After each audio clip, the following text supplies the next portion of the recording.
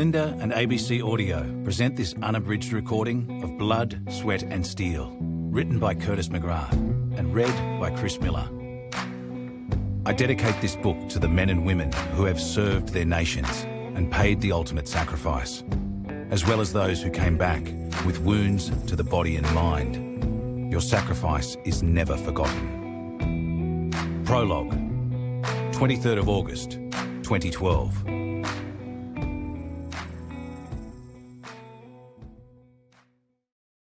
The day began like any other in Afghanistan, with a grey dawn sky fast turning flawless blue, lit by a blazing sun.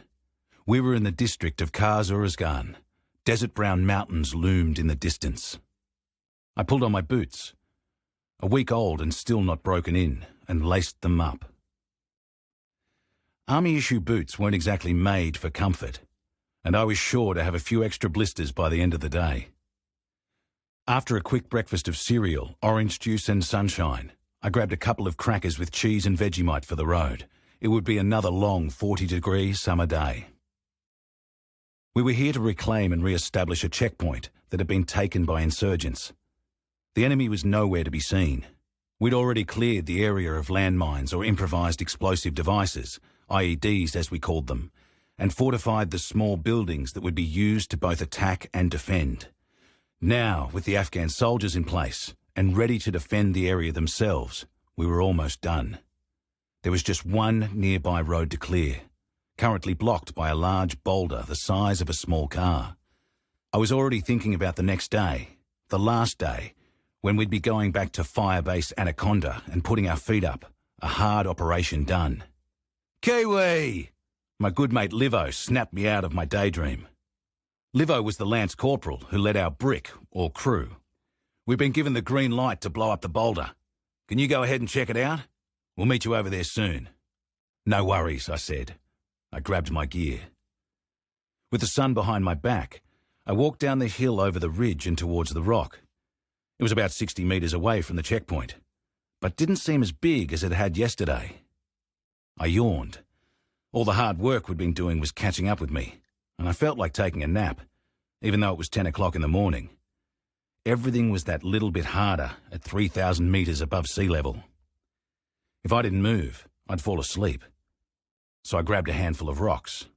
Thud. The first one went crashing into the sand, not nearly as far as I would have liked.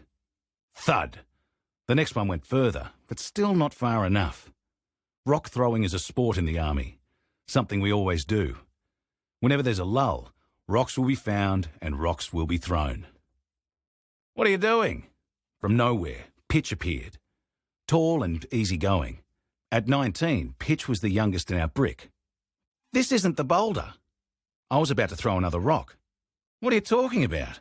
I uncocked my arm. Yes, it is. Nah, mate, he said. This is the service road. You're supposed to be at the rock on the main road. He grabbed a rock of his own and threw it. I turned and started off without him. I wasn't searching as I walked.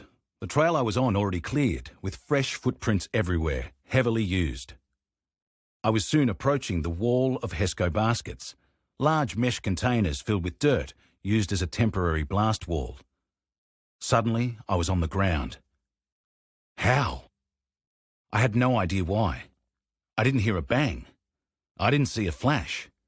But here I was on my back, looking into a shitstorm.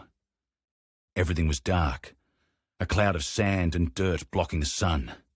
I looked around, tried to find a hint, a clue, but I could only see dirt. Kiwi!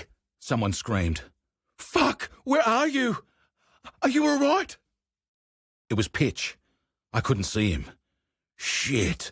My ears were ringing so bad I could barely hear him. I dug my elbows into the dirt and raised my torso to get a better view. That's when I saw there was blood gushing out of me. Then the pain hit me like a freight train.